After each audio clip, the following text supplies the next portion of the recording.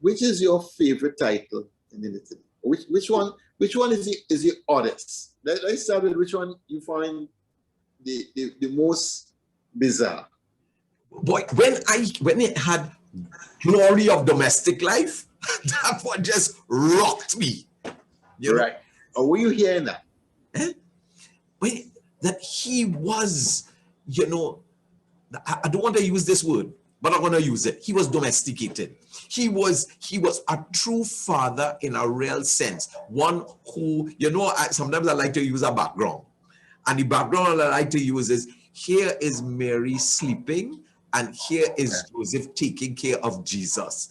And to me, when I hear glory of domestic life, I just think of, here is this man, assisting with everything that a father should.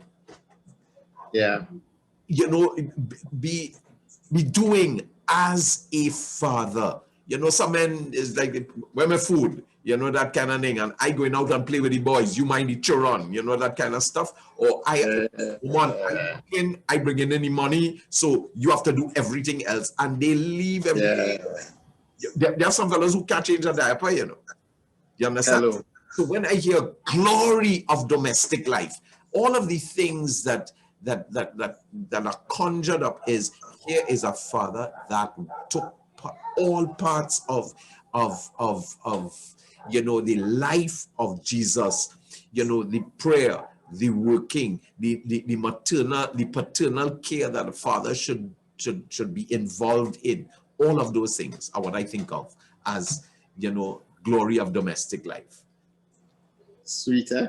I love that. That's the one that bang hit me. I mean, they have a lot. They have a lot in. Yeah. What was yours? So the one that is always rattling my cage every time I hear it. Terror of demons. Terror of when I hear that, I could just see them demons starting to shake and thing when Joseph started to come around, because he's the big man. He's the father of Jesus, Yeah. That is, so I could just see them demons in pure dread and horror when they started to call Joseph in, and Joseph started rolling. So I could see man started to scamper. No, anybody, just don't call Joseph. Just don't call him. Yeah. Now, this litany, the litany that we have here, do you have any idea what its origin is? I mean, no. That was amazing. I mean, this is not something that somebody just wrote 10 years ago or something like that. This has been around. It's been around.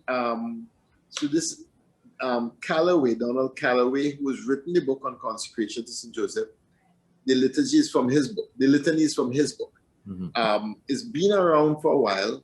Mm-hmm. And I mean, I've seen it earlier on in the church before Calloway. Mm-hmm. So I didn't really check to see where the origin of it or what year that was. But yeah. What about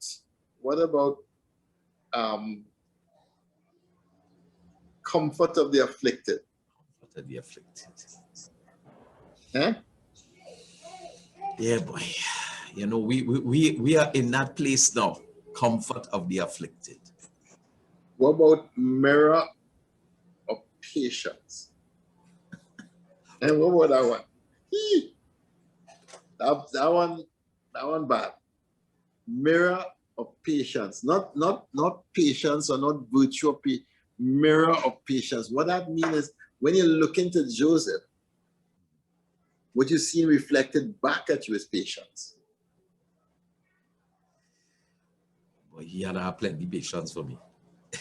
Boy, have plenty patience for me. And that's why I love that one. Mirror of patience. Lover of poverty.